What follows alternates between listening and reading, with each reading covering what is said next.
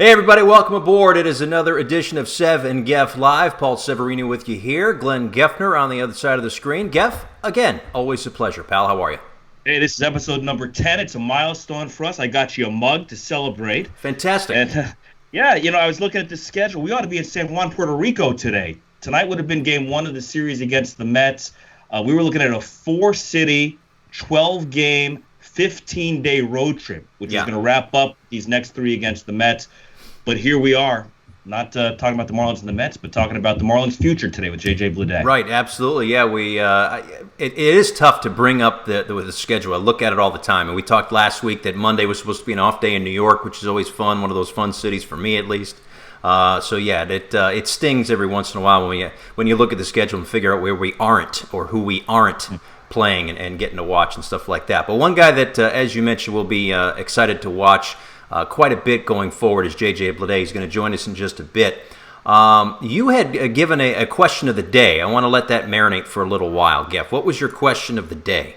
Yeah, there's been a lot of talk about the length of baseball games, so I threw our question of the day out. How would you like to see games resolved when they're tied after 9 innings moving forward? We've seen the minor leagues experiment with putting the man at second base from the 10th inning on. So I threw 4 options out as a poll question. The first was just maintain the status quo. If you play 21 innings, you play 21 innings. The second is start the extra innings with that man on base at second base like they're doing in the minor leagues right now. The third was my proposal, the home run derby after 10 innings. I think it would be a lot of fun. And the fourth, which might be the most radical of all, is just for the first time adopt ties in baseball. I don't like that idea, but Some people do. We'll check the results in our polling after we let JJ go at the end of the show here. Interesting. All right, well, you know what? How about we start right there with JJ Bleday. JJ joins us right now. JJ, thank you so much for taking the time. I know schedules are kind of wide open right now, so maybe a bit of a captive audience. Yeah, so it's not that great. But we appreciate it. We appreciate it nonetheless. What would you do with extra innings? Maybe in a normal year. Let's start with a normal year. We don't know what 2020 is going to bring. A normal year, I like the way I think they did it in the minor league ball. Just start a runner out on second base, top of the 10th, and have each team go for it. Just be aggressive and just keep going for it till the game's over. I think that's a short, quick, and competitive way to do it. I think that'd be fun, and I think it'd be exciting. Awesome. It's interesting. That wouldn't be my first preference, but everybody I talked to who's watched the minors last couple of years really likes that idea. So maybe it's one of those things that you need to experience to appreciate fully. Yeah, saves pitching, saves bodies. I think it. But then again, it's like you each get a chance, and I think that's fair and efficient. Yeah, and maybe it brings bunting back into the game too, in a weird way. If guys are on second base, get guys over. All right, so let's get into this now. JJ, again, we appreciate you taking the time. This was, by the way, I know you're new to affiliated ball and everything else. This is not how all spring trainings go. This was your first spring training. This is not how they all go. You can trust us on that.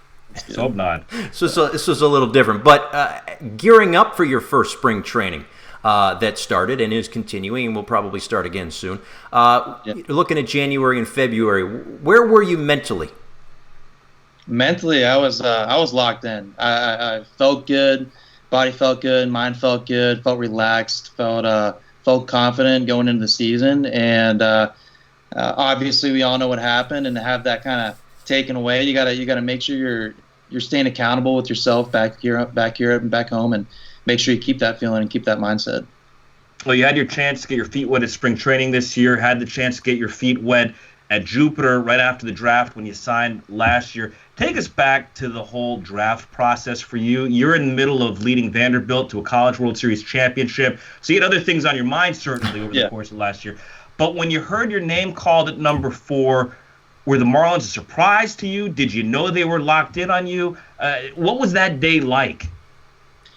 I mean, that was a very special day and a fun day because I got to share that with my teammates and my family. But going into it, I knew I put myself in the best position possible to get drafted. That hands down, that's all I cared about. That's all I knew, and that's what I believed. So regardless of who picked me, I knew the Marlins were very interested.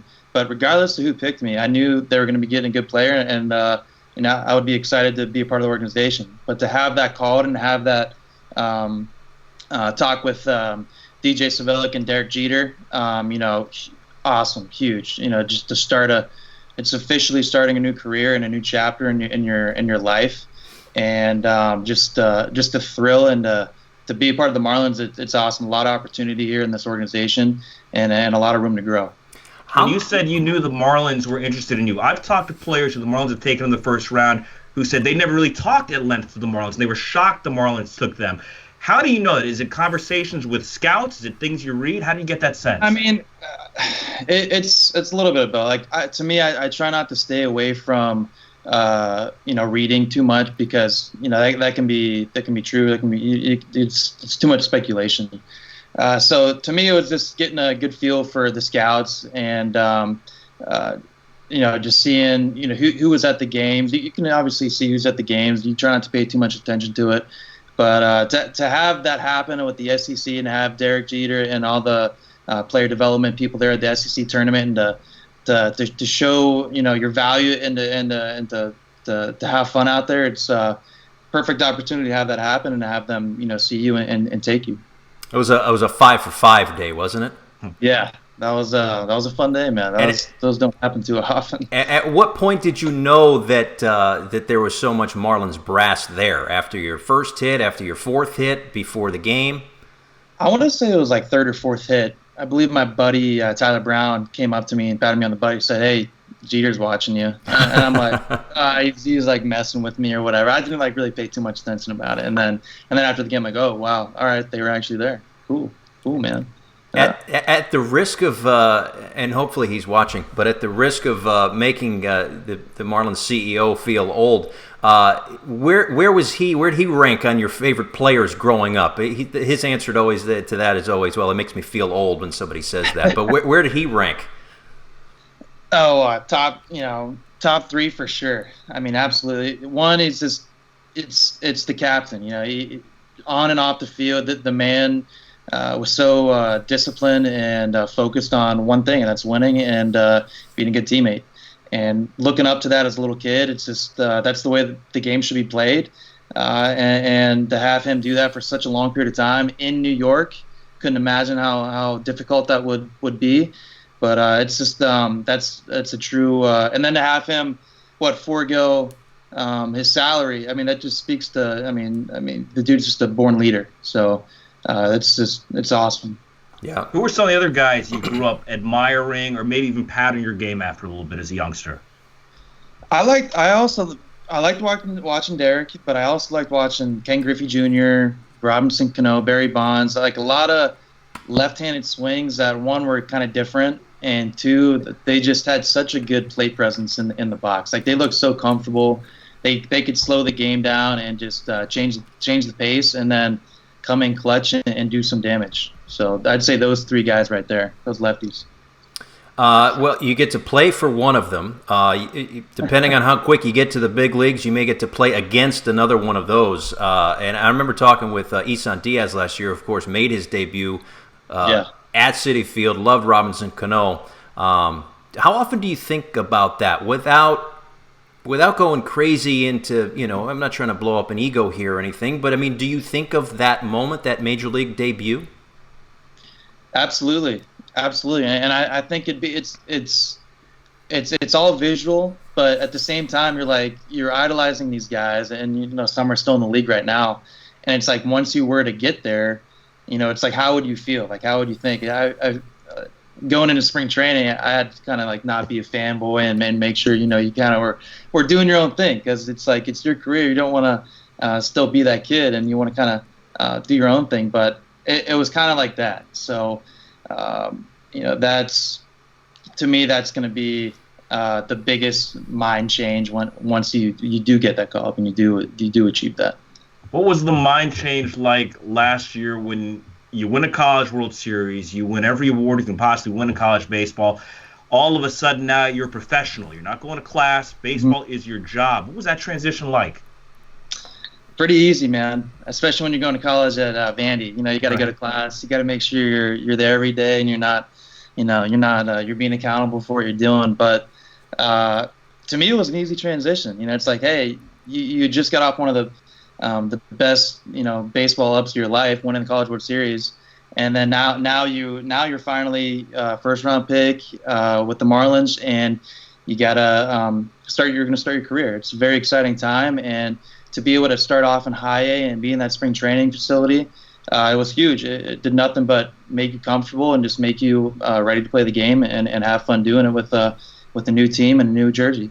Is there more responsibility, though, when you realize, you know what, I've got to figure out how I'm going to take care of myself. I've got to feed myself. I got to get my rest. I got to get my work in. I'm not accountable to a college coach and a college-type schedule. Absolutely. And that was another thing why I chose to go to Vandy. I knew I wasn't ready out of high school, so I needed to I had some maturing I had to do, and now I can finally take care of myself. I cook, I clean. I mean, you gotta.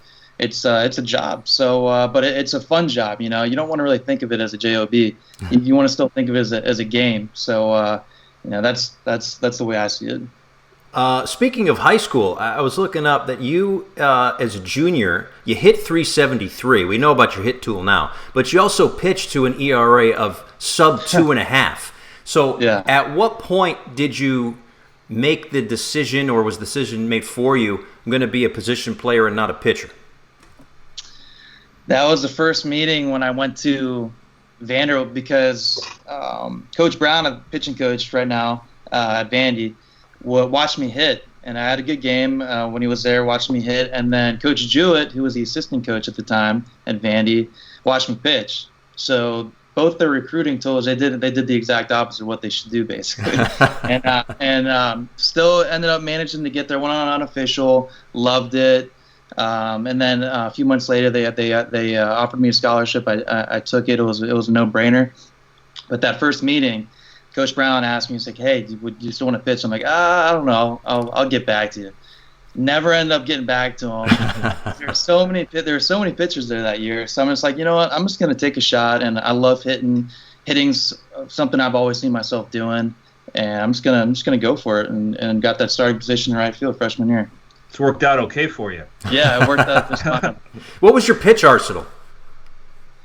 Fastball, curveball, changeup. Didn't have a slider yet, but curveball was like a 12-6. Changeup was probably the pitch that was probably going to end up being the best pitch if I were to keep pitching. So, yeah.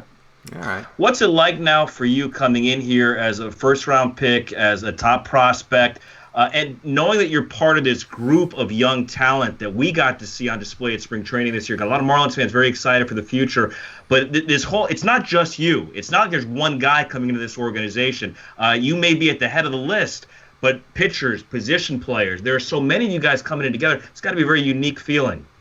Oh, absolutely. And you can see there's something special taking place right now with the organization. I mean, they're making good moves on trades, and we have so many talented players within the farm system that, one, it's just up in the competition, and it's allowing guys to play to their best of their abilities and really show out and show who they are. So to me, it's great in what we're doing and the amount of talent we have, because it's developing an identity and really showing the true character that's going to hopefully be here within the next few years.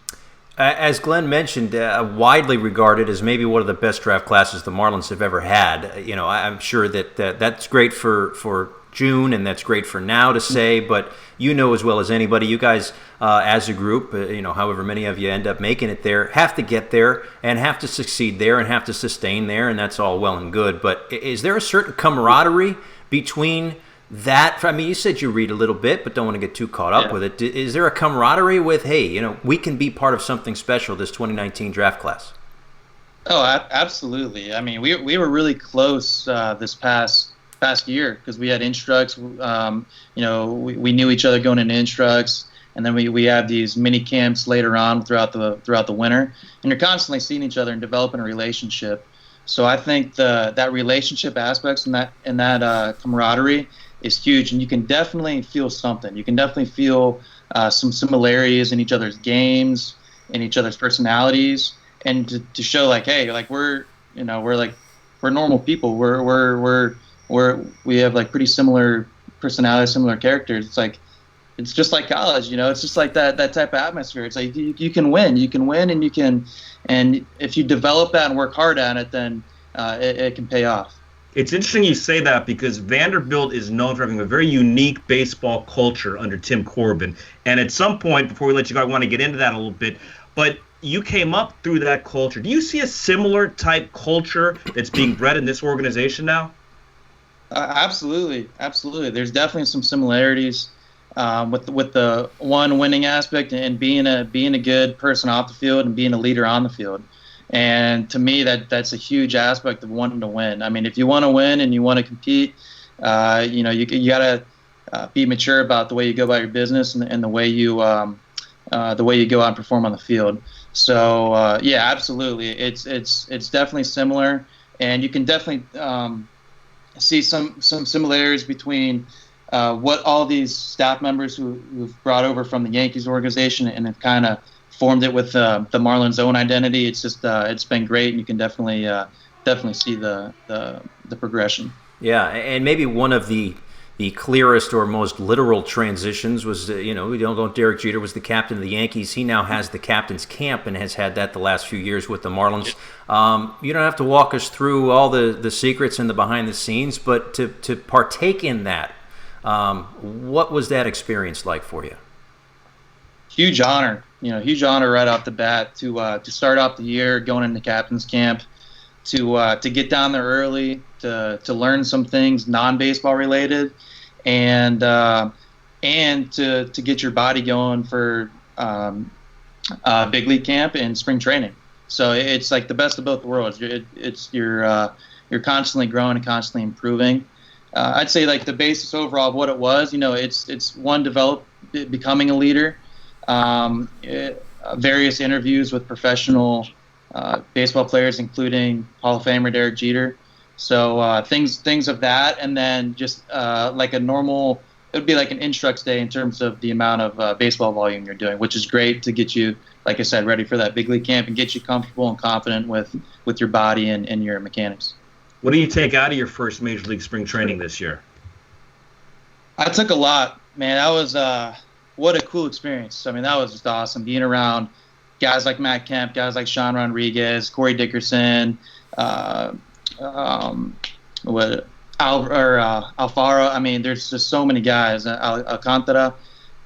You just watch their work and watch the preparation and get to see firsthand on what they're doing before the season even starts. And crazy work ethic, crazy good mentalities on the mound, good competitors. And it's just fun to see, but it's also good to see because, with the amount of talent, guys we have, you don't want to consider yourself too far off from making this happen and making this reality with making it to the big leagues. And it's fun to have that, and it makes you confident. It makes you want to work harder and want to get there even quicker. The Marlins farm system, yourself very much included, loaded with athletes. I've had people ask as they walk to camp who aren't familiar with everybody on the level that we are. Is this like the Dolphins spring training camp? Like what's going on? There's just nothing but athletes. And while physical attributes can take you extremely far, there is that next level.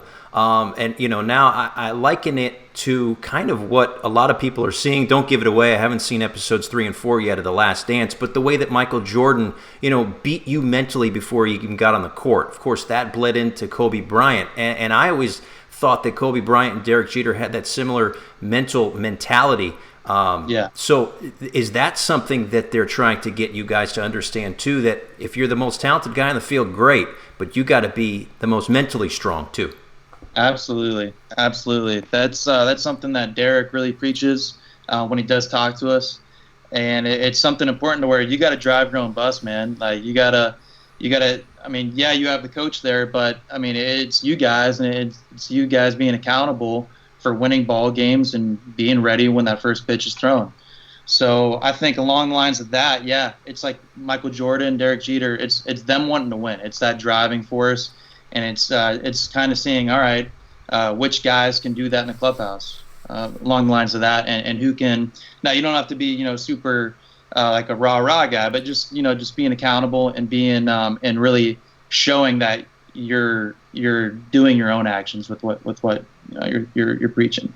You mentioned some of the veterans in the Marlins clubhouse that you shared the room with this spring. You spend much time picking the brain of a Matt Kemp or a Sean Rodriguez or a Corey Dickerson, guys like that? Yeah, Corey, I talked a lot with, in the weight room and just in the outfield, and he was telling me stuff that I had to get better at, and I was taking it and really running with it, and always asking him for advice. Hey, how's this look? Is that better? And to have guys like that, give you that attention right off the bat just to help you out.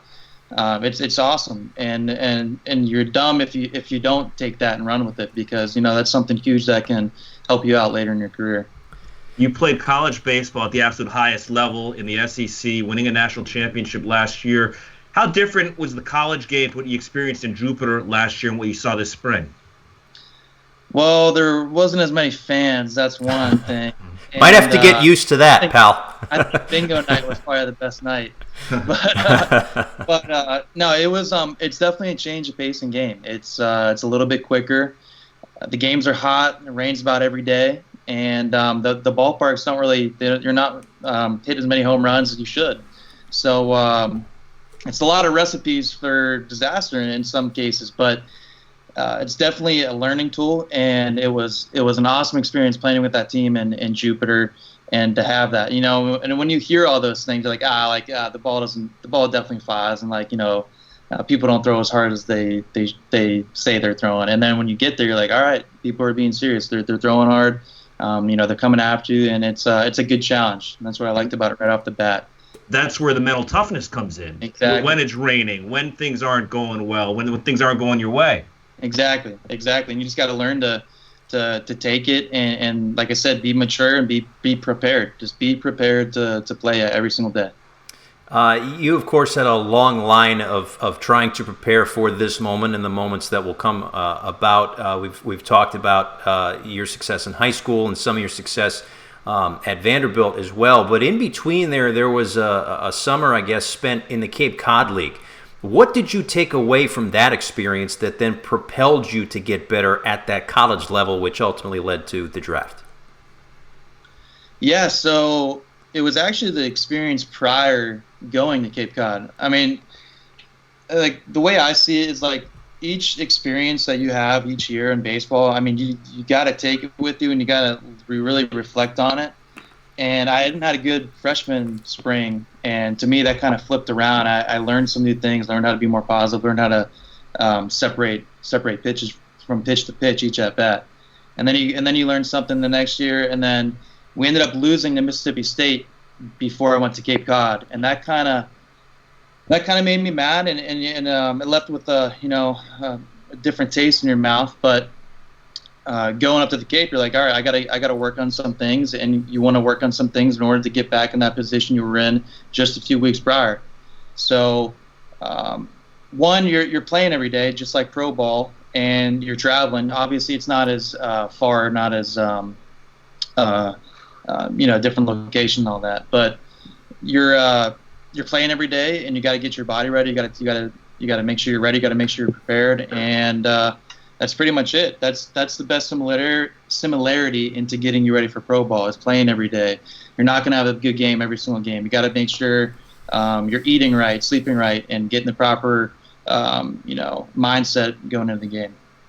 Where'd the power surge come from? You hit some home runs on the Cape. You hit 6, I think, in 90 games your first 2 years at Vanderbilt, then 27, lead the nation last year in 71 games. Is that a launch angle thing? Is that a change in approach? Is it just maturity? Where'd that come from? It's a little bit of everything. One, you're getting stronger in the weight room, and especially lower half. Big believer in staying in the legs. To me, that's the biggest mechanical adjustment I got into is tapping into my legs, tapping into my power, and really staying behind the ball and letting the ball travel and be more comfortable and be more mature, as in not missing as many pitches as you would when you were younger or freshman or sophomore. You're really focused in on that plate discipline and missing less and sticking your approach. The thing that fascinates me in looking at your numbers and in talking to people who watch you play a lot is you're not just a home run hitter. You're a good hitter who hits home runs. More walks and strikeouts every year in college, high average, high OBP. So you're not just going to the plate looking at the bottom of the ballpark. Correct. Yeah. Yeah. To me, it's making solid contact first. I mean, no matter where it is, you want to be a good hitter before a good power hitter. So never ever sacrifice that accuracy for the power, because accuracy goes a long way, especially when you're just barreling up balls and getting on base and doing your best to drive and runs. Were there so many different? Yeah. No, go ahead. Finish. Good. No, that was it. There's just so many different ways to do that, and just to being a good hitter first. That's what I always tell high school kids now. It's just learn the strike zone. Don't worry about driving the ball to the park. That's going to come when you naturally progress. Were there exit interviews toward the end of last season for you? Like what was on the agenda for JJ Bleday to get to work on this offseason to get ready for spring training? Yeah, I'd say one of them was just getting faster, getting quicker with speed and agility. To me, that's something I want to get better at.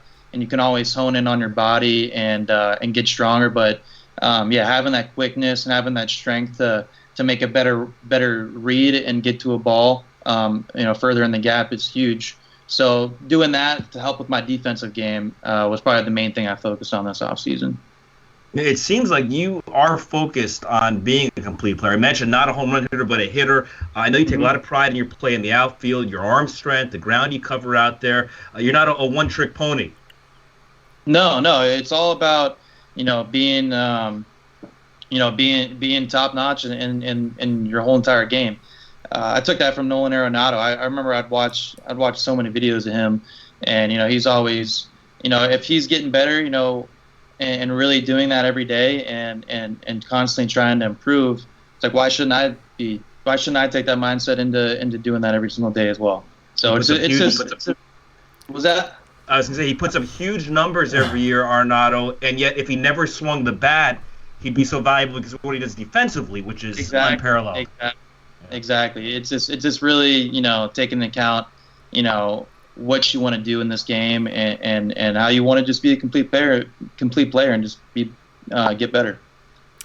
You talked about focusing on your body a little bit, and of course, this is kind of an unprecedented situation that specifically you guys, I guess, in terms of the players are working through right now. You guys spent the whole offseason gearing up. You know that you're going to get to camp on whatever day, and that's kind of where you need to sort of peak so that you could then peak for whenever opening day is. But right now, we're all kind of just floating around, not really sure when we got to get it for us, our minds and our voices, but you for your bodies and stuff like that, ready to go. So what are you doing on a daily basis to keep it status quo or to work toward getting back to a peak? Yeah, that's a good question. So I've been keeping it kind of like an off-season training regimen, as in training about 5, just during the week and then taking the weekends off. So I get up around 8 o'clock, have breakfast, do a kettlebell workout. It's tough not having a rack. That's huge with baseball and maintaining strength and maintaining weight. But doing the best you can with what you got here at the house. Then go to the Florida Gulf Coast. It's actually a junior college here in Panama City Beach. I'm lucky enough to know the coach there and get on the field and get outside and do about an hour and a half to 2 hour training session, whether that's base running, BP, grounders, pop-ups, things like that. And then just come back, cook dinner for my family, and just enjoy the rest of the night. I mean, nothing too crazy. Just do that about 5 days a week, and that's about it. You're the chef, huh? Yeah, I've been cooking up a storm lately with my brother Adam, so it's been good. All right, what's your specialty? Yeah, what's on the menu? Depends what you want. You want a seafood night, or you want more of like a steak night? Oh, I like. Look at that. Start steak. Tacos. You can do a bunch of stuff.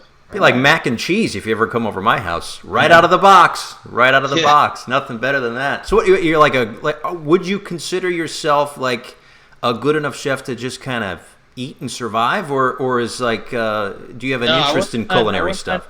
Doing some events like competing in like a rib thing or something like that. Like who can make the best ribs or something like that. That'd be kind of fun. Yeah. I think that's something that you guys could work on in the years going forward at spring training. Get rid of this ping pong competition. Start doing some ribs. That'd be really cool. I know a couple guys could be the judges. That's right. How did you fare in that ping pong competition? We didn't get to do it actually. Oh, they didn't do it this year. No, we didn't get around to it. But I know Braxton, who I played with in high in Jupiter, is really good, and I know he won it the year prior. Right. So no, we didn't get around to it, but I was looking forward to seeing that. It was intense last year. Yeah. Miggy Rowe was wearing very short shorts. He had a bandana. It was crazy. But you were a three-sport athlete in high school, right? So Yeah. you're pretty well-rounded athletically. What were those 3 sports? Baseball, of course. Yeah, 3 sports were swimming and golf. So swimming was the main one, and then golf was just kind of, I was doing fall ball at the time, so I just might as well do golf, and which was a blast. You got to leave school to go play golf. I mean, you can't beat that. So you're working on on a very athletic family, right? You've got brothers and sisters who are all very athletic as well, right? Yeah, and then my brother played baseball at UVA, and then went to Gulf Coast, actually down here in Panama City, and finished at Penn, and played for the Astros for a couple years, and then my cousins ran track at Dartmouth and UPenn. So fairly athletic family. Yeah, it's definitely competitive in the household, and we keep it interesting. Nice. Yeah. I know your brother is still coaching in the Orioles organization, correct? Correct. Yeah, he's a pitching coach with the rookie affiliate in the Orioles organization. All right. Yeah. So maybe your pitching career is not dead yet. You got an inside track on it. You never know. You got a BP pitcher. In your back BP pitcher at home. Yeah. Is he someone that you work with? Sorry about that. Is he someone that you work with? I know that getting together with people is kind of tough right now. Is he someone that you work out with? Yeah, every day, absolutely. I've been playing catch with him since I can remember. So having him throw BP just about every day and hit me fungos and do things like that, it's absolutely huge. And it's someone you can kind of rival with in a way, like try and beat each other in a sprint or something along the line of that, just to keep you competitive and just keep you up to date with where you want to be at. JJ, take us through the Vanderbilt experience for you. For folks who may not know, you're talking about an elite academic university playing in the best baseball conference in America, the SEC.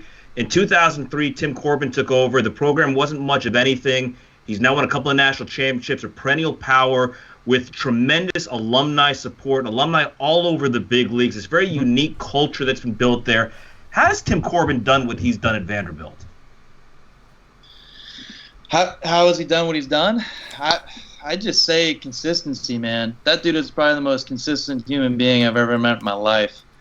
Just showing up every day. I mean, he could be wearing baseball pants at 4 a.m, or doing just. I mean, that dude is locked in, and I think that's how he keeps that, and he keeps it fun too, especially when you're an alumni and you come back. It's just Corbs. Corbs lives his life that way, and he's so consistent with his thinking and with the way he goes about his business that it kind of translates into us in a way, and we see that, and we run with it, and we just want to go out there and have a good time and get better and become good individuals on and off the field. So I think that's how he's laid that foundation and laid that personality to where the alumni and everyone that's been through being a Vandy boy always still wants to come back just because of the closeness and what you've gone through throughout the course of your college day.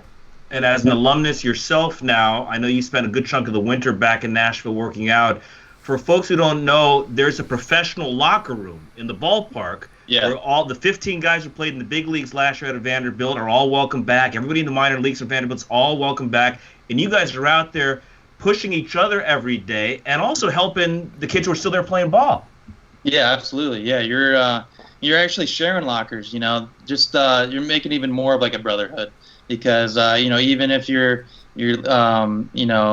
had success in the program or whatever, you still gotta keep that humbleness and that mindset of hey, it still doesn't stop here. You still got a dream of what you want to accomplish, and when you guys come back and keep pushing each other to get better, you can still make those dreams come true. So it's definitely a cool atmosphere on the off season, especially with guys who haven't even gone through the program. I know Flaherty was in there, Bauer, just to see those guys bring their teammates like that in and have them come by speaks to numbers. So who are some of the guys you worked out with this winter there? I worked out with a lot of my class per se of teammates. So like Ethan Paul, Steven Scott, Connor Kaiser, and then I would sneak down there and try and take some BP with Yastrzemski, Swanson, Casale, and those guys. Just one, just to see how they swing it, and just to get some advice from them, and have some fun doing that. So I'd say those people, and then my brother was there actually as well, so he got to be there and see everything and train there as well with us. It's got to be great to be able to have access to the facilities, number one, that these big-time college programs have, but then to have access to essentially the future, where you want to be. Is that something that they included in any sort of pitch to bring in JJ Bleday as a recruit, or is that something that you're a freshman, sophomore, and you're like, oh, hey, I didn't even realize that this was going to happen? I mean, I don't. I mean, they definitely want you to come back if you do have that success and you're back here, but it's honestly just first and foremost, it's just winning. It's just winning, coming in here. We're going to develop your son into one, a young man, and two, just a better baseball player, as he came in. So that's probably the main thing. And then just to have that after your stay at Vanderbilt, and to come back and to enjoy the experiences that you've had in the past couple years. It's just huge, and it's just something that comes along with it that you're blessed and fortunate enough to have. I may sound like I'm recruiting for Vanderbilt because I'm just so fascinated by what Tim Corbin has done there. But are some of these stories true about the fact that when you guys start working out in the fall, you don't wear Vanderbilt clothes, you wear the plain black and white, you got to earn the Vanderbilt logo. You don't use the clubhouse to start the year, you got to earn that right to even shower in the clubhouse, things like that? Yeah, I mean, there was one year we didn't get our clubhouse till I think it was like January, because they were doing some renovation, obviously, and stuff like that. But yeah, you got to earn every bit of your gear and every bit of your gloves and baseball stuff to just that it makes you feel like you've accomplished something in that fall. You've gotten better in the weight room, you've gotten better on the field, and to actually earn that and to get that makes the whole process 10 times better. And it's things like that separate Vanderbilt from a lot of other schools, and like things like that are the things you're going to be remembering for the rest of your life. And those are lessons you carry into professional baseball and probably off the field throughout your life. Exactly. So I mean, it's such a good teaching tool. Yeah. So you mentioned that you played a little bit of golf. What's your best round of golf? Best round, I believe 83, and that was in high school. So it's been a while since I've been down to I've been playing too much baseball. So. Well, don't stop now. I mean, it looks like you got a pretty decent future in baseball, so that's good. So we've learned today that you're a terrific chef. You were a championship-level swimmer in high school. You're a very good golfer. I've seen video of you playing the piano and playing some very complicated stuff on the piano without sheet music. You play the guitar, from what I understand. You speak 3 languages, right? You speak some Spanish and some Russian? I got a little ways to go on my Espanol. Okay, but you speak some Russian also? A little bit, yeah. Not as much as Spanish. I know Spanish a little more than Russian. Make Paul and me feel better about ourselves. What is something that you're terrible at that you wish you could just be better at? Jeez. I don't know. Probably art. I'm not a painter. I'm not a good painter. I feel like painting would be something cool to have and just cool to explore, on some downtime. So painting would be something I definitely want to improve at. But you're very good at origami. You're very good at origami, right? No? Terrible origami. Yeah. Not my forte. All right, we have a couple of fan questions too that our viewers were kind enough to send in for you, JJ. So I think Geff's got a couple, right? Let's start with Fish on the Farm on Twitter. Wanted to know about the challenge of transitioning from the collegiate bat to swinging wood. I know the college bat has evolved in the last decade, so it's not as big a deal as it used to be. But how did you find the transition to swinging wood full time? I found it pretty easy. Yeah, I always swing a wood bat when I'm not, even when I was in college. Every time I wasn't on the field, I was swinging wood bat in the cages and all that. So leading into that transition was easy. And then to have a competitive outlook on it with Cape Cod, having that confidence with that going into pro ball, it's huge. And so it's just all about that practice beforehand. How true is the composite bat, that BB core bat they use in college baseball now, when you compare it to swinging wood? It's a lot different. Having a wood bat, your swing's a lot more fluid and it's a lot more balanced. Whereas a metal bat, it's the pieces don't make it seem as fluid and as controlled.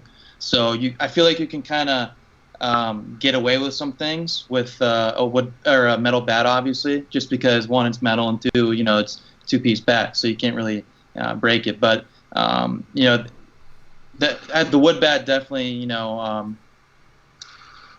definitely. Sorry, what was the second part of that question, or the? Well, just how similar is it? Do you get jammed with a wood bat in a way you wouldn't swing in the college bat? Yeah, everything would be the same. It's just if you get jammed, you break it rather than walk back to the dugout and get your same bat for the next at bat.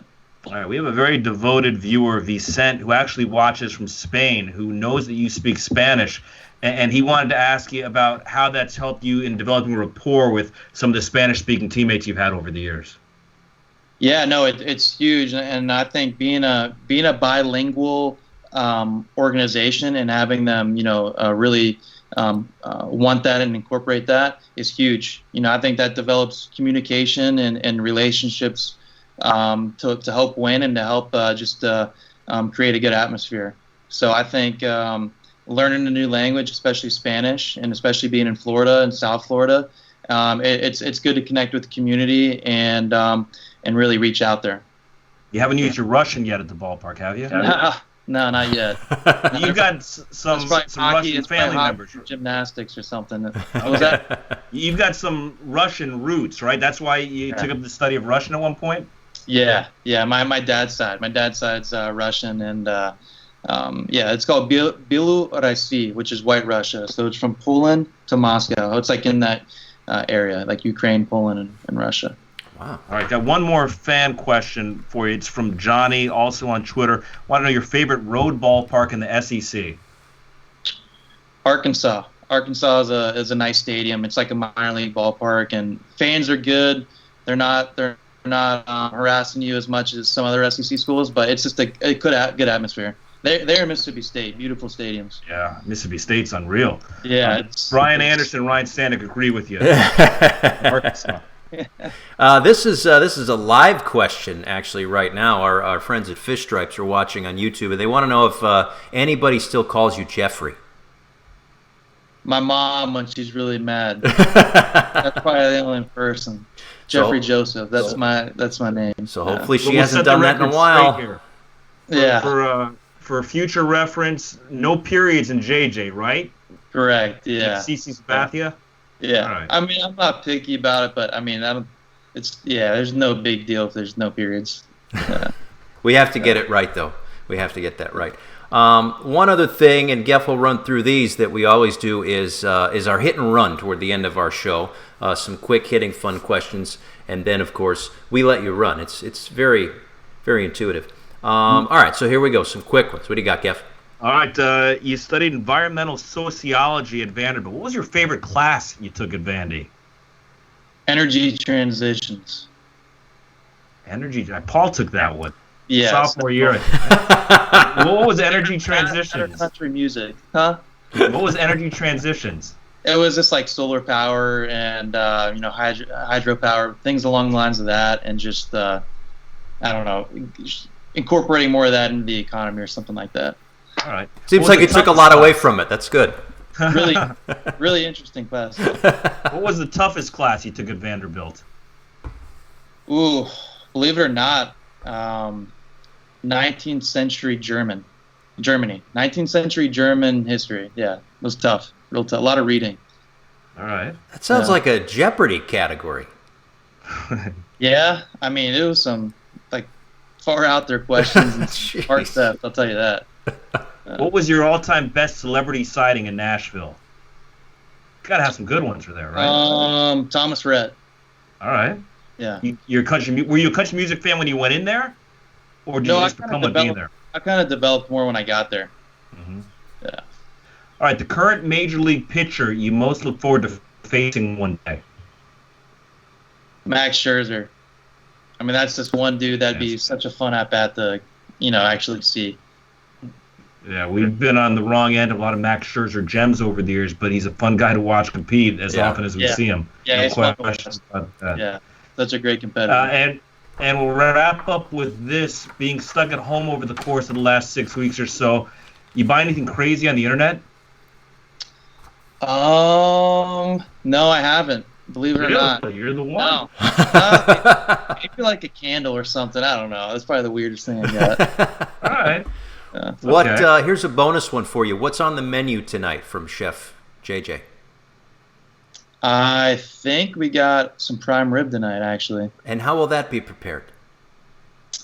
Probably unthaw a little bit, season it, and then just slow cook it, put it a little bit on high heat for a long period of time, and that'll be it. Just watch it and try not to overcook it. All right. And lastly, what time should we be over? Hey, whenever you guys want. Awesome. Are you a self-taught chef, or how'd you learn to cook? Honestly, just watching my mom and her side of the family, and then a little bit of Food Network, little Chef Beat Bobby Flay type television, and that's pretty much it. Or diners, drive-ins, and dives. Nice. Good stuff. I made the mistake of stumbling upon Jacques Pepin making an omelet at like 1:30 in the morning on a YouTube video. I was like, oh, God, now I need an omelet. This wasn't good. But, all right, JJ, we appreciate it, man. Thank you so much. This was great. Yeah. No problem, guys. Thanks for having me. Thanks for doing this. Great catching up. All right. And hopefully we see JJ at a ballpark soon in some form or fashion, Geff. Again, he's one of the special ones that the Marlins were able to snag last year in what was a phenomenal draft. A huge part of the Marlins' future field, a big bat, as we discussed, not just a home run hitter. He led the nation in home runs at Vanderbilt last year, but this is a good middle-of-the-order bat, a guy who plays a good right field. He covers a lot of ground. He's got a strong arm. He can run a little bit, and you can see the qualities in JJ and listen to him talk today that make him a great player to have in a clubhouse, a leader. He comes from that great culture at Vanderbilt, the kind of culture that's been built over 2 decades of Tim Corbin at Vandy, the kind of culture the Marlins now are trying to build from the lowest levels of the minor leagues up through the big leagues, and Bleday is going to be a huge part of some really good teams here coming up. Absolutely. A phenomenal mix of the physical attributes that you want in someone to be a part of that core of an organization, and also certainly the mental makeup as well.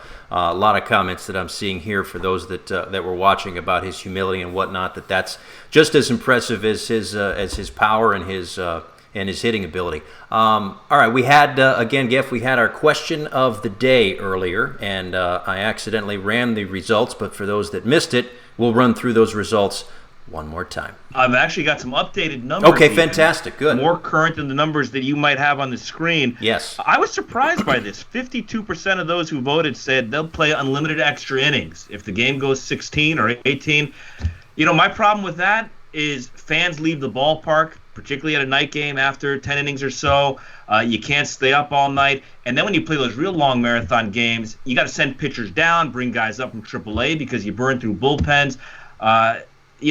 You play 11, 12 innings every now and then, that's okay. Those 18-inning games are what drive you crazy. We've seen more of those in recent years, it seems like. But 52% say just keep playing the way we have for years. 21% said they want to start the 11th inning with a runner at second base. That's what JJ Bleday was talking about they do in the minor leagues. They actually start in the 10th inning with a man at second. And everybody who's seen the minor leagues really likes that. I propose the home run derby. Only 14% for my idea, but I'm going to keep lobbying for it. And 13%, more than I thought, said it's time to just adopt ties, which I don't like. No. I don't like when you got to do the math. And is a team that goes 162 going to finish ahead of a team that goes 99, 61, and 1? How do you do that over 162 games? I don't like the idea of ties. You play a game to have a winner and a loser. Right. You'd have to work out some sort of hockey methodology in terms of where wins and losses don't necessarily mean anything, but it would be the points. Yeah, I don't love that. I'm not in love with the home run derby, maybe because I'm just buddy. more of a traditionalist. I'm sorry. I know it's only. No, I'm a traditionalist too. I know, but I know. I also look for ways you jazz it up. Right. And here's my thing: fans leave after the 9th or 10th inning usually. If you know that after 10 innings you're going home run derby, that's an enticement for fans to stay in the ballpark, for fans to keep the game on the TV or radio.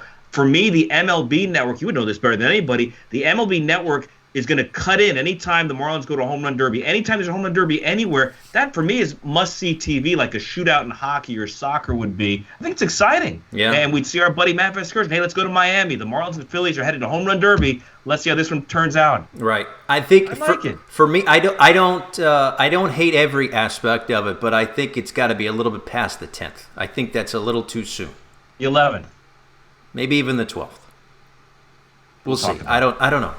Maybe it's we'll negotiate. It's different for me, right? And it's up to us at the end of the day anyway, so that's fine. Right. I would leave it as is.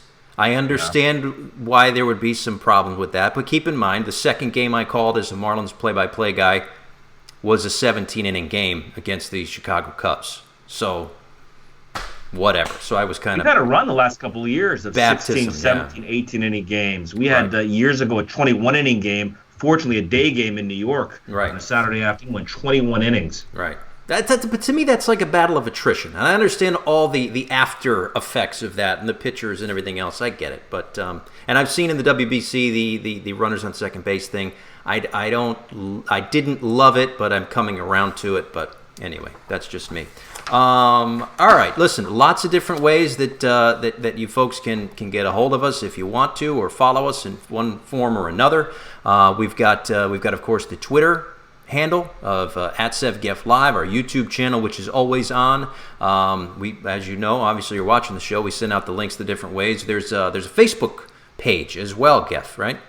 Sev Geff Live on Facebook. You can follow us there if you're on Facebook, not Twitter. Yep. Perfect. So lots of different ways to go about it. Also, we I don't think we're going to reveal it just yet, but Geff and I know that we will have another Marlins guest coming up next week.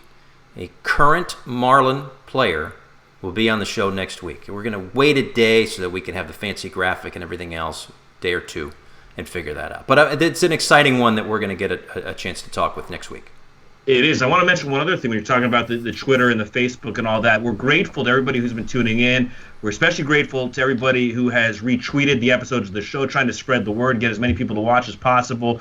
And we actually, since our last show, had our first ever Sev Geff Live virtual cocktail party, where we invited about 15 of our most devoted viewers and followers, and people who are sending in questions and commenting and retweeting the episodes, things like that.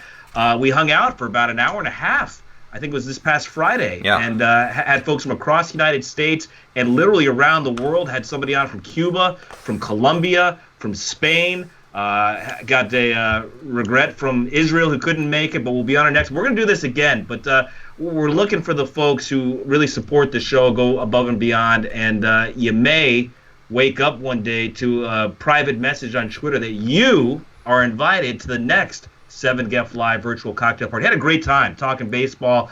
Folks had questions for us. We had questions for them. It was neat to see a lot of these Marlins fans connect with people that maybe they recognize the name from Twitter. We had the United Kingdom was on board last time as well. So that was a fun event, and we're going to do it again in the not-too-distant future. Yeah, and I think that one thing that I took away from that was I understand that it was a small sample size compared to the fan base itself, but that, and you know this as well as anybody, there is a passionate fan base that supports the Marlins, and that's, you know, I'm sure that many of them have been frustrated in years past, and the organization understands that, and that's why there was, in these last few years, a little bit of a pivot in terms of, what direction they are going, but the direction that they are headed certainly seems like a positive one, and right at the forefront of that was our guest today, JJ Bleday.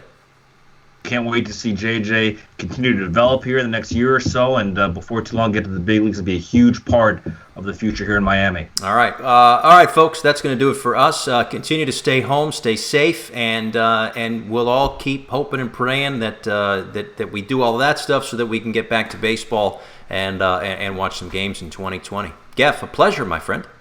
Good stuff. Enjoyed it. We'll do it again soon. All right, folks. Thank you very much for watching again. Thanks again to the Marlins, and thanks again to JJ Bleday. We'll see you next time.